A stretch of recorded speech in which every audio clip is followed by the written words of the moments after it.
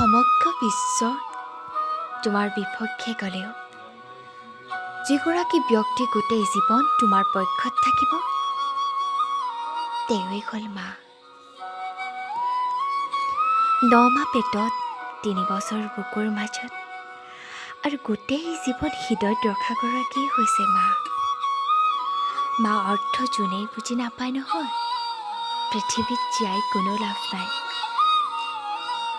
যিমানেই আধুনিকতা নহওক কিয়, মা দেউতা ভৰিখন চুই সেৱা কৰাৰ পিছত মনটো যি সুখৰ অনুভৱ হয়, তাৰ তুলনাত পৃথিৱী একো বস্তুৰ লগতে তুলনা খাব নোৱাৰে।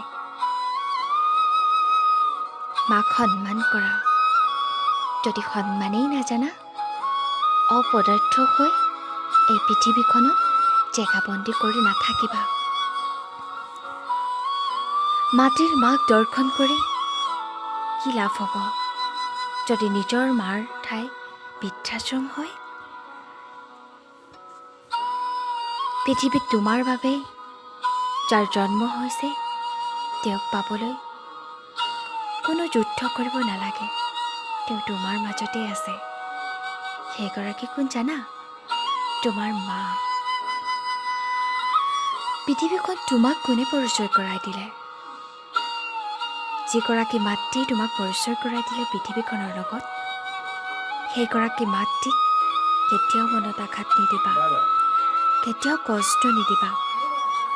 আৰু যদিও কষ্ট দিয়া নহয়, তোমাৰ জীৱনত কেতিয়াও সুখ নহয়। মনত ৰাখিবা, আনক মৰম দিয়াৰ আগত মাক যদি মৰম দিয়া নহয়, পৃথিৱীত ইয়াতকৈ ডাঙৰ কোনো বস্তুৱেই নাই।